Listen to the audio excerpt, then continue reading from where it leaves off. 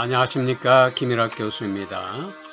오늘은 세상을 더럽히는 동성애, 하나님의 진노와 심판이라는 주제를 가지고 말씀을 나눠보고자 합니다. 오늘 우리는 로마서 1장 18절에서 32절 말씀을 통해 하나님이 세상에 드러내는 무서운 진노의 참모습을 보아야 합니다. 이는 단순한 도덕적인 교훈이 아니라 하나님이 인류를 심판하시는 끔찍한 그런 선언이기 때문입니다. 마지막 때에 하나님의 갖가지 진노들이 쏟아지고 있습니다.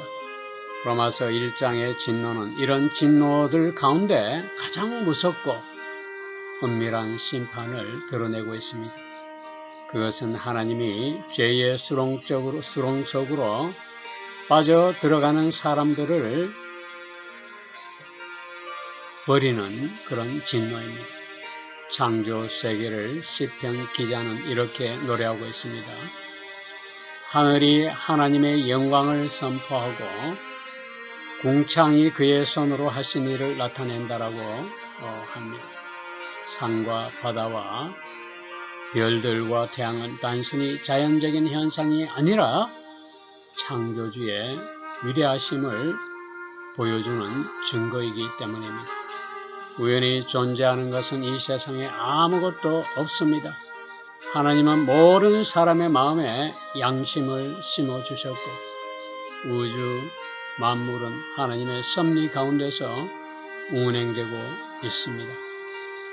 우리 개개인의 양심은 도덕적 나침판가루 같아 선을 행할 때 기쁘고 나쁜 일을 하거나 나쁜 생각을 가질 때는 마음의 고통을 느끼지 않을 수가 없죠.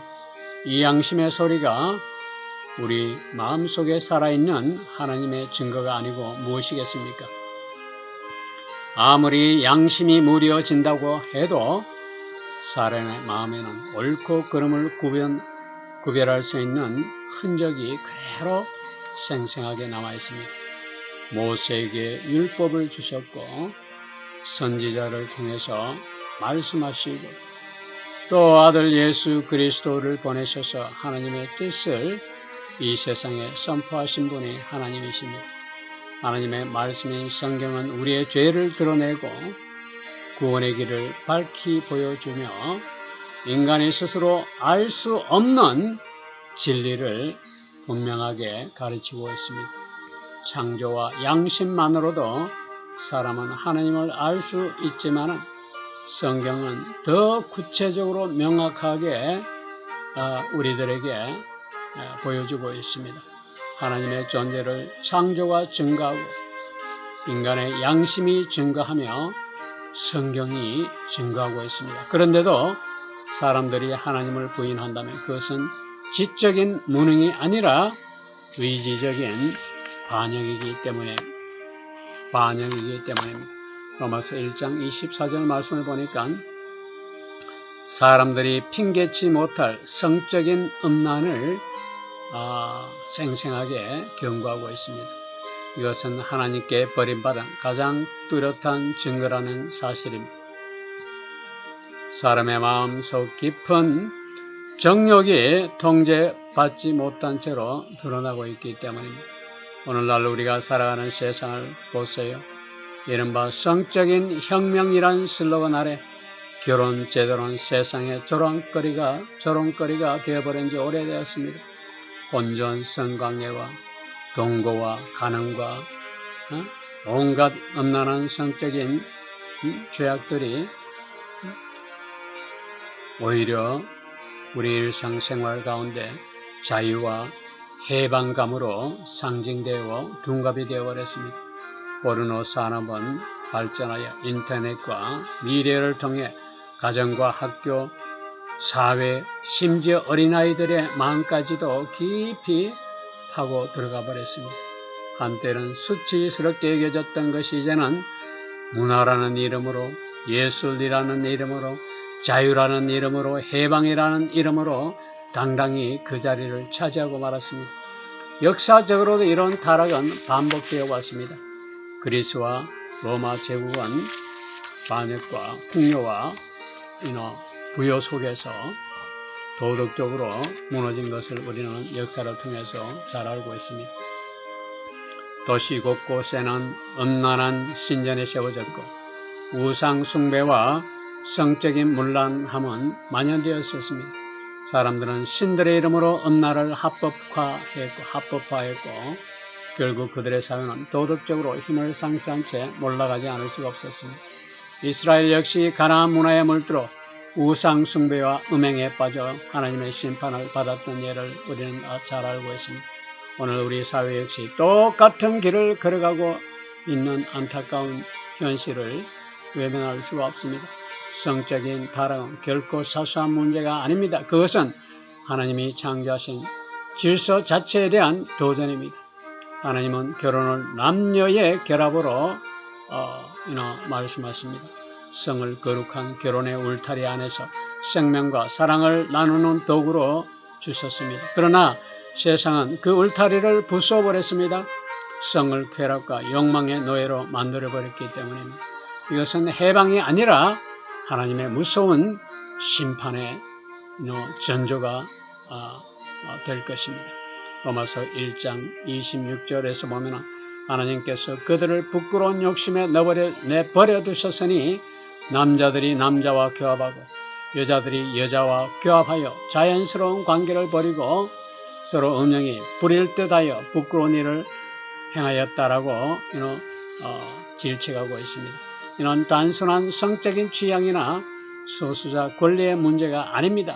성혁명이 사회 전반에 퍼져 하나님이 정하신 결혼과 성의 울타리가 무너질 때에 그 다음 단계로 등장하는 것이 동성애 혁명이었습니다.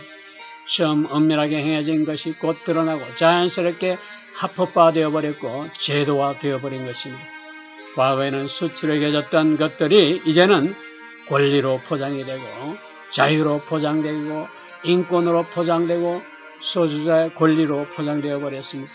심지어는 정체성으로까지 주장이 되고 자연스럽게 길거리를 행진하고 퍼레이드가 도시 중심을 채우게 되어버렸습니다.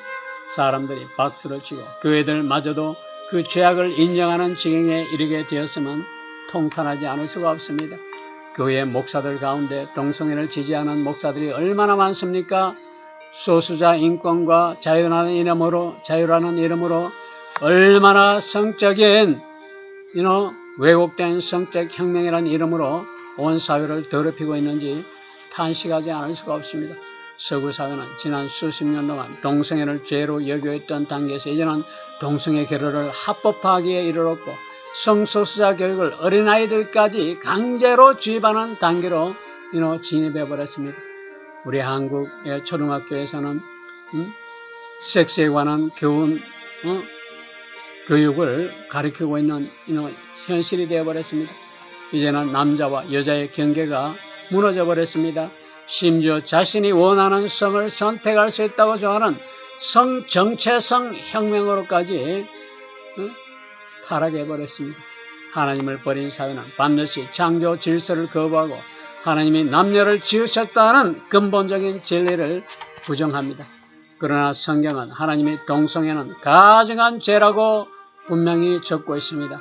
레위기 18장에서도 남자와 여자가 아닌 남자와 남자가 동침하는 것을 가증한 것이라고 규정하고 있습니다.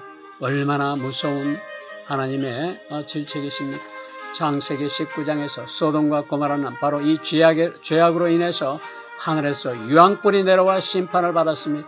신약에서도 사도 바울은 동성애가 하나님의 나라를 유업으로 받지 못한다라고 아주 단호하게 말씀하셨습니다. 그러므로 이것은 시대적 문화적 현상이 아니라 정치적인 논쟁도 아닙니다.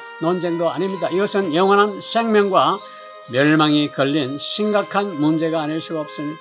사랑하는 성도 여러분, 동성애 혁명은 단순히 사회적인 현상이 아닙니다.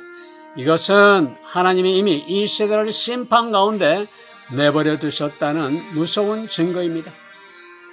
이 성적인 음란함은 사회 제도와 문화를 무너뜨리는 데 그치지 않고 가정과 교회, 사회와 학교를 파괴하고 결국 나라 전체를 하나님의 진노 아래에 놓이게 만들어버렸습니다.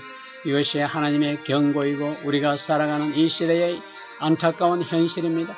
로마서 1장 29절 말씀하시는 하나님께서 그들을 상실한 마음대로 내버려 두사 합당한 일을 하지 못하게 하셨다고 적고 있습니다. 그 결과 살인이 일어나고 탐욕과 학대와 음모와 부모를 거역하고 하나님을 미워함이 사회 전반에 넘쳐나게 되어버렸습니다. 이것이 우리가 보고 있는 오늘날 현상이 아닙니까? 낙태라는 이름으로 태아가 무참히 살해되고 가정이 무너지고 하나님을 대적하는 일들이 점점 더 강력하게 일어나고 있습니다. 로마서 1장 하나님을 거부한 인류가 어떤 길로 치닫게 되는지를 가장 극명하게 보여주는 보편적인 진리입니다. 우리 사회가 직면하고 있는 이런 문제들은 정치나 이념의 차이가 아니라 하나님의 거룩한 법에 대한 정면 도전이며 죄를 죄라 부르지 못하고 미워하는 영적인 반역 행위입니다. 사람들은 교회가 정치에 간섭하는 것을 비난하고 신앙은 개인의 영역으로 사회 문제와 무관하다고 억지를 부리고 있습니다. 그러나 그런 말은 성경에 대해서 무지한 그런 언행이 아닐 수가 없습니다. 하나님은 언제나 그의 말을 통해 왕과 나라와 백성들을 심판하셨습니다. 이스라엘이 우상 숭배와 음란에 빠졌을 때에 하나님은 선지자를 보내서 책망하셨습니다. 결국 나라를 무너뜨리는 심판으로까지 번지게 되었습니다. 바벨론과 아수르와 로마 제국도 도덕적 타락과 영적 반향으로 하나님의 손에 무참히 무너졌습니다. 그러므로 지금 우리 시대의 문화가 하나님을 거부하고 동성애를 합법화하며 생명을 파괴하는 길로 가고 있다면 하나님의 무서운 심판은 피할 수가 없습니다. 더 나아가 이것은 교회의 사명과도 직결되는 일입니다. 교회의 존재 목적은 정치적 중립을 지키는 것이 아닙니다. 하나님의 말씀을 있는 그대로 죄를 죄라고 선포하는 것입니다. 죄를 죄라 부르고 영혼들에게 구원의 길을 제시하는 것이 교회의 부르심임을 우리가 잊어서는 안 되겠습니다. 침묵은 사랑이 아니라 방관이며 영혼을 죽음으로 내모는 가장 큰 증오입니다. 그래서 우리는 이 문제를 복음의 관점에서 분명히 다루지 않으면 안 될 것입니다. 세상은 죄를 합법화하고 교회마저도 타협하도록 압박하고 비난하지만 하나님의 백성은 오직 말씀 위에 굳게 서야 됩니다. 왜냐하면 우리는 하늘의 시민이기 때문입니다. 우리가 세상에서 담대히 진리를 선포하면 세상은 혐오 발언으로 우리를 매도하겠지만 하나님 앞에서는 그것이 사랑의 외침이며 복음의 나팔이 됨을 잊지 말아야 합니다. 진리를 말라하지 않는 것이야말로 가장 큰 혐오이고 비겁하고 부끄러운 모습입니다. 불이 난 집에서 사람이 갇혀 있는데 안전하다고 말라는 것이 사랑이 될 수가 없습니다. 죽음으로 달려가는 사람에게 그 길이 위험하지 않다라고 말라는 것이 올바른 긍휼입니까? 사랑은 불편한 진리를 말할 때 그것이 참된 사랑임을 증거하고 진정한 자비는 경고를 통해서 그것이 진짜임을 드러내는 것입니다. 사람들은 동성애가 유전적인 문제로 태어날 때부터라고 강변하지만 성경은 사람은 태어날 때부터 죄 가운데 태어나며 각자의 죄악된 욕망을 따라 행한다라고 분명히 적고 있습니다. 누군가는 탐욕에, 술에, 음란에, 동성애에 빠질 수가 있습니다. 그러나 그것이 유전적인 것이든 환경적인 것이든 혹은 문화적인 것이든 상관없이 하나님 앞에서는 분명한 가증스러운 죄로 규정됩니다. 왜냐하면 하나님은 우리를 건져내시는 구속주이시기 때문에 그렇습니다. 성경은 간음과 술 취함과 도둑과 탐욕과 이기적인 생각과 우상 숭배도 하나님 나라를 유업으로 받지 못한다라고 분명히 적시하고 있습니다. 만약 동성애가 특별히 두드러지는 이유는 그것이 하나님께서 정하신 창조 질서와 근본적인 하나님의 설계를 정면으로 거부하는 가정할 만한 행위이기 때문에 그렇습니다. 우리가 이런 메시지를 선포할 때 세상은 우리를 미워하고 우리를 혐오의 대상자로 삼습니다. 우리를 독선적이라고 시대에 뒤떨인 자들이라고 비난을 할 것입니다. 그러나 사도 바울은 갈라디아에서 내가 사람들에게 좋게 하랴 만일 내가 지금까지 사람들을 기쁘게 하려 했다면 그리스도의 종이 아니라고 적고 있습니다. 교회의 사명은 세상과 타협하는 것이 절대 아닙니다. 오직 하나님을 기쁘시게 하는 것임을 우리가 잊어서는 안 될 것입니다. 그러므로 우리는 사람들의 말에 휘둘려서는 안 될 것이고 성경이 말씀하시는 대로 죄를 죄라고 선포해야 됩니다. 그것이 진정한 사람이야. 영혼을 살리는 유일한 길임을 잊지 말아야 할 것입니다. 고린도전서 6장에서는 불의한 자는 하나님 나라를 유업으로 받지 못한다라고 분명히 적시하고 있습니다. 음행과 우상숭배와 간음과 탐욕과 도둑과 동성애자는 하나님 나라에 절대 들어갈 수가 없습니다. 교회는 회개하고 돌이킨 죄인들의 공동체입니다. 그러나 복음을 듣고 회개하고 돌아면 죄에서 씻김을 받고 성령으로 거룩하게 되면 우리가 부인할 수가 없습니다. 수많은 사람들이 예수 그리스도의 복음으로 자유를 얻게 되는 것입니다. 말씀을 듣고 마음이 돌이켜 변화되면 회복되어 영원히 살아난다는 이야기입니다. 동성애는 자유가 아니라 스스로를 노예 상태로 몰아가는 것이며 쾌락이 아니라 파멸로 가는 길입니다. 그러나 예수 그리스도의 복음으로 새로운 피조물이 되어 거룩함으로 살게 되지 않으면 안 됩니다. 오늘 이 자리에 어떤 상황에 처했든지 주님께 돌아와 새 삶을 우리는 살지 않으면 안 됩니다. 교회의 사명은 분명합니다. 교회는 세상의 인기를 얻는 것이 목적이 아닙니다. 세상의 평판과 눈치를 보는 것이 목적이 아닙니다. 교회의 사명은 하나님 말씀을 선포하고 죄를 죄라고 말하며 구원의 길을 제시하는 데심을 우리가 분명히 알아야 되겠습니다. 예수님은 제자들에게 하나님 나라에 들어가는 자와 들어가지 못하는 자들에서 선포하라고 명령하셨습니다. 오늘날 많은 교회들은 세상과 타협하여 사람들을 불편하지 않게 죄에 대해서 침묵하는 비겁한 모습을 보여주고 있습니다.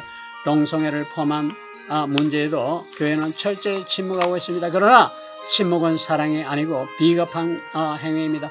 참된 사랑은 사람들의 마음을 아프게 하더라도 진리를 말하고 죄를 죄라고 선포하는 것이 참된 사랑임을 잊지 말아야 할 것입니다. 초대교회는 로마 제국의 핍박과 조롱 가운데서도 예수 그리스도의 복음을 강력하게 전파했습니다. 종교 교육자들은 목숨을 걸고 하나님의 말씀의 권위를 선포했다는 말입니다. 세상이 뭐라고 하든 정부가 어떤 법으로 압박하고 비난하든 언론이 어떤 모습으로 교회를 비난하고 혐오 발언을 하든 우리는 진리를 감출 수가 없습니다. 우리는 죄를 합법화하는 세상에서 죄를 죄라 강력하게 분리해야 될 것이고 회개하고 순종하는 복음을 반드시 전해야 합니다. 이 시대를 향한 경고의 나팔이 되어야 한다는 것입니다. 오늘 말씀을 통해서 여러분들이 진리를 깨닫는 하나님의 은혜가 여러분 삶 가운데 임하기를 예수 이름으로 축복합니다. 감사합니다.